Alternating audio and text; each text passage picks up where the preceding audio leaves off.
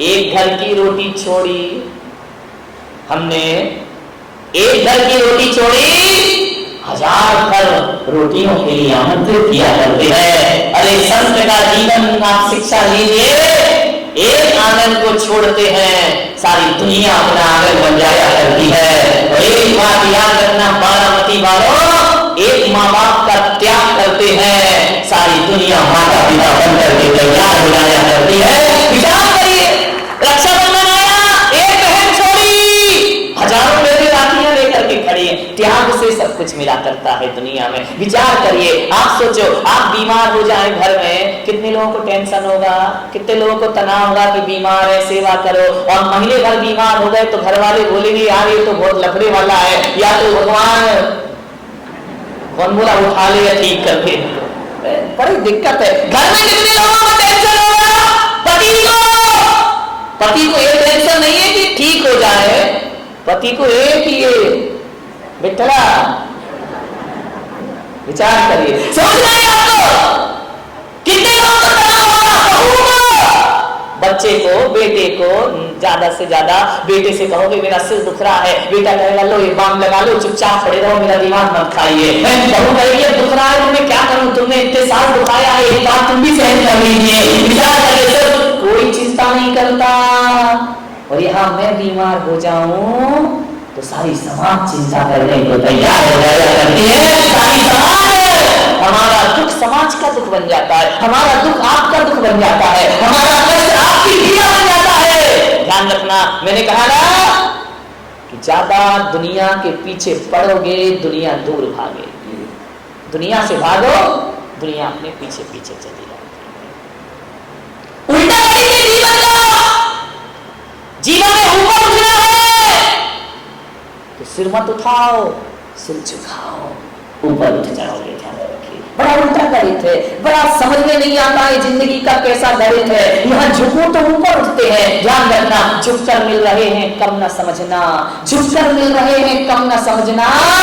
फलदार वृक्ष की डाली हमेशा झुकती है, फलदार वृक्ष की डाली हमें, जिस डाली में फल होंगे वही झुकेगी। ध्यान रखना, और जिसमें फल नहीं है, बड़ा हुआ तो क्या हुआ, जैसे पेड़ खजूर, पंछी को छाया नहीं और फल लागे, ऐसे बड़े बन के क्या करोगे। एक बात बताओ, कभी आपने कोई पहाड़ चढ़ा है, किसी तीर्थ पे गए होंगे, शिखर जी गए, गिरनार जी गए, वैष्णो देवी गए, पहाड़ी चढ़ी होगी, एक आध बार तो चढ़ी होगी ना। आदमी पहाड़ चढ़ता है, सीढ़ियां तो चढ़ी होगी ना। विचार करिए, बड़ी मजे की बात है कि जब कोई आदमी पहाड़ पे चढ़ता है, सीढ़ियों पे चढ़ता है, ऊंचाइयों पे चढ़ता है, तो आगे की तरफ झुकता है। ध्यान रखना, जब ऊंचाई चढ़ो तो कमर झुक जाती है ना, ऊंचाइयों को चढ़ो तो कमर आगे की तरफ झुकती है। लेकिन एक बात और बड़े ध्यान से देखना कि जब आदमी ऊंचाई पे चढ़ता है तो आगे झुकता है, और जब आदमी उतरता है तो अकड़ता है। एक बात ध्यान रखिए, इससे एक ही शिक्षा प्राप्त करिए कि जो झुकता है, जब आप झुकते हो तो समझना हम ऊंचाई पर चढ़ रहे हैं, और जब आप अकड़ते हो तो समझना हम नीचाइयों पर आ रहे हैं। ध्यान रखना, उतरने वाला अकड़ता है, जो ज्यादा अकड़ता है उसे यमराज बहुत जल्दी पकड़ता है, बहुत जल्दी पकड़ता है यमराज। तुम्हारे मुंह में 32 दांत हैं, कितने हैं? अरे अपने बताओ यार, पड़ोस में क्यों देखते, तेरे कितने दांत हैं? 32 दांत है ना तुम्हारे मुंह में, ये 32 दांत, जीभ कितनी है? लीलावती अकेली बैठी है ना, जीभ 32 दांत आते हैं साल भर बाद, और मरने से पहले उखाड़ लिए जाते हैं। जीभ कब आती है? 2 साल बाद, 3 साल बाद? बोलो, जन्म से आती है और मरते दम तक साथ निभाती है। इसका मतलब यही है कि दांत कठोरता के प्रतीक हैं, दांत अकड़ने जीते हैं। इसलिए मैंने कहा कि जो अकड़ता है उसे यमराज बहुत जल्दी पकड़ता है, और जो झुककर के जीता है उसे मौत भी उसका कुछ बिगाड़ने वाली। जीभ मुलायम है, जीभ झुक करके जीती है, जीभ मुड़ जाती है, वो हमेशा साथ रहती है। दांत अकड़ते हैं, इसलिए समय से पहले उखाड़ लिए जाते हैं। अकड़िए मत ज्यादा, झुक के जियो। झुक आजकल बहुएं झुकती कहाँ है? मैंने देखा अभी रास्ते में आ रही थी, अब कोई मिल गई होगी सासू डेंजरस होगी तो झुकना तो पड़ेगा। क्या किया उसने? यूं झुकी, घुटना छू लिया।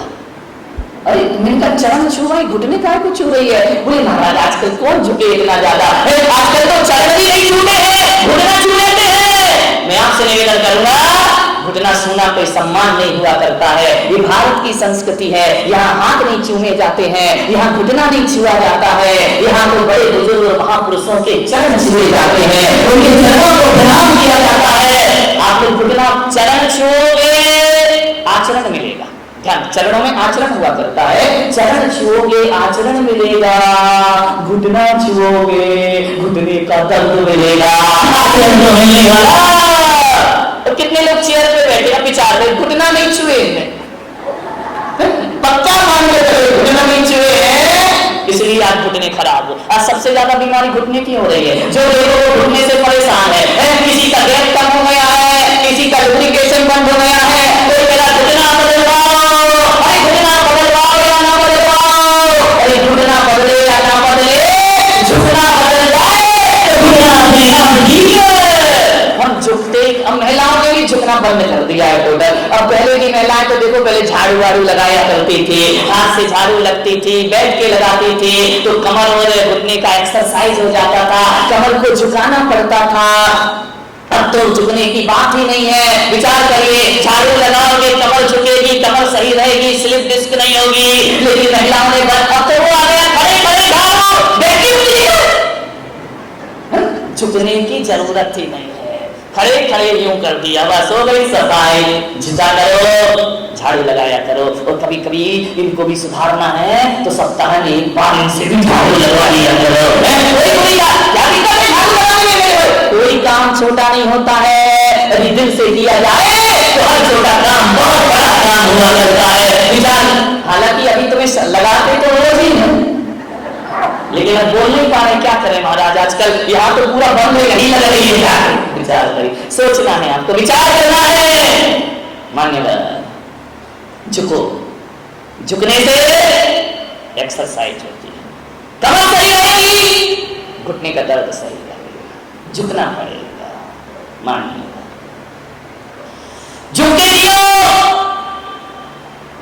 आप यदि बुजुर्गों के सामने झुक रहे हैं, उन्हें प्रणाम कर रहे हैं, तो आप ये मत सोचना कि आप बुजुर्गों का सम्मान कर रहे हैं। ध्यान रखिए, जो आदमी अपने बुजुर्गों के सामने झुकता है वो हकीकत में देखो तो माँ बाप का सम्मान नहीं करता, बल्कि अपने आप का सम्मान बढ़ा लिया करता है, अपने संस्कारों का सम्मान बढ़ा लेता है, अपनी सभ्यता का विस्तार कर लिया करता है।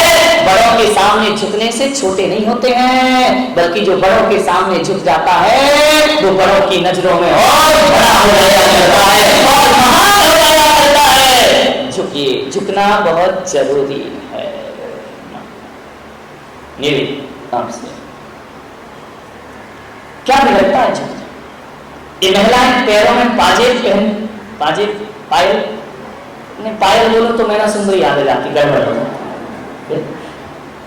पहचान बहुत बढ़िया, वो चीजें मुझे याद करा रही हो जो मेरे किसी काम की नहीं है ना। पहचान, पाजेब, पायल है ना। विचार करिए, अब तो सोने की भी पहनने लगी हैं, पहले तो चांदी की आती थी, अब सोने की भी आ गई है। ऐसी तरक्की की हमने, सिर पे रखने वाला सोना पैरों में आ गया है। ध्यान रखिए, विचार करिए। सोने की पायल पहन लेती है, सोने की पायल पहनती, पहन, मुझे कोई मतलब नहीं, तो हीरा की पहनो तो मेरे बाप का क्या जा रहा है, मैं तो आपसे एक चीज कह रहा हूँ, सोने की पाजेब, सोने की पैजन, हाँ याद हो गया। विचार करिए, आप ये सोने की पायल जो पहनते हैं, महंगी तो आती होगी ना, कितने की, 5-10 रुपए की पायल कितने आती, मुझे नहीं मालूम भाई कितने में आती, तुम लोग बताओ ना भाई। ये तो उनको पहनने से मतलब, खर्चा तो तुम करते हो। अविनाश से कितने की आती है पायल? अच्छा, मैं नहीं बताऊंगा तुझे, क्योंकि रेट बताया और आधी डिमांड शुरू हो जाएगी घर में। विचार करिए, एक पायल आती है, हजारों में आती होगी, सोने की तो हजारों में आएगी। एक बात ध्यान रखना, सोने की पायल हजारों रुपए में आती है और एक छोटी सी बिंदी 1 रुपए में आती 1-2 रुपए में चलेगा, ये और सस्ती कर। कौन बोला जीएसटी लगा दी मोदी ने, महंगी कर। महंगी पायल पैरों में पहनी जाती है, सस्ती बिंदी माथे पे चढ़ जाया करती है। याद रखिए, बिंदी छोटी होती है इसलिए माथे पे रहती है, और पायल बड़ी होती है इसलिए पैरों में। छोटे बनो, छोटे। एक बार मैं मंदिर में गया दर्शन करने के लिए, मुनि शिवनाथ मंदिर में गया दर्शन करने के लिए। वहां मैंने देखा जैसे जितने भी मंदिर हैं, चाहे हिंदू के हों चाहे जैनों के हों, हर मंदिरों में एक घंटा जरूर लगा हुआ हो। घंटा समझते, घंटा टन टन टन टन, घंटा जरूर लगा हुआ है। लेकिन एक दिन मैंने देखा कि घंटा घंटी से जल रहा है। घंटी भी होती है, घंटा की पत्नी घंटी है ना। घंटा ने देखा, घंटी से बोल रही हो, घंटी ये देख, तू भी बड़ी वो है। मैं कितनी तेज आवाज करता हूं तो टन टन टन टन धीरे धीरे करती रहती है। मैं तो पूरा मोहल्ला बुला देता हूं। घंटी ने कहा तो क्या हुआ, तू कितने भी आवाज कर ले, कितना भी मोहल्ला गुंजायमान कर दे, कीमत तो घंटी की है। घंटा ने कहा क्या कीमत है? बोले देख तू अपने को बड़ा समझता है। बोले मैं तो बड़ा हूँ, तेरे से तो बहुत बड़ा हूँ। बोले दादा अकड़ मत है। बोले क्या मतलब? बोले बड़ा है इसलिए डंडा पड़ता है, तेरे को पिटाई होगी, हथौड़ा पड़ा करता है। तो एक बात याद रख, घंटा तू मंदिर के दरवाजे पे लटका रहता है क्योंकि अपने को बड़ा समझता है, और मैं अपने को छोटी बनाती हूँ इसलिए ठाकुर जी के पास जाकर के मजा करती हूँ। मैं भगवान के पास, घंटी भगवान के पास रहती, घंटा बाहर लटका रहता है। ध्यान रखिए, विचार करना है आपको। छोटे बनो, जितने छोटे बनोगे उतने बड़ों के निकट पहुंच जाओगे। आपसे निवेदन है, बड़ों के सामने बड़ा बनने का प्रयास मत करो। कितने भी बड़े हो जाओ, बड़ों के सामने छोटा बनने का प्रयास करना। बड़ों के सामने जितना छोटा बनोगे दुनिया का सम्मान मिलेगा और बड़ों का दिल से प्यार मिलेगा। बड़ों के सामने बड़े मत बनिए, छोटे बनिए, बहुत छोटे, बहुत फायदा है। घर में 2 भाई होते हैं, गलती छोटा करे तो भी पिटाई तो बड़े की हुआ करती है। फिर वो कहता है मम्मी देखो ना उसने ऐसा, अरे तुम बड़े हो, तुम बड़े हो, वो छोटा, अरे छोटा है तो बस छोटे को तो सारी दुनिया। एक बात विचार करें, आप बड़े हो गए, जब आप छोटे से थे हर कोई तुम्हें गोद में उठा लेता था, हर कोई तुम्हारे गाल चूम लेता था, हर कोई चुटकियां लगा देता था, किसी का भी बच्चा हो आदमी गोद में ले लेता है। लेकिन जो बड़ा होता है, ध्यान रखना, गोद में क्या लोग हाथ मिलाने को तैयार नहीं हुआ करते हैं। ध्यान रखना, काश हम जिंदगी भर बच्चे रहे होते। बड़े बनने से तो बच्चा बनना बहुत अच्छा हुआ करता है मेरे भाई। छोटे रहो, जिठानी के सामने देवरानी जिठानी बनने की कोशिश ना करे, वरना घर में तकरार होगी। बुजुर्गों के सामने बड़े मत बनिए, छोटे बनिए। छोटे बनने से बहुत कुछ मिला करता है।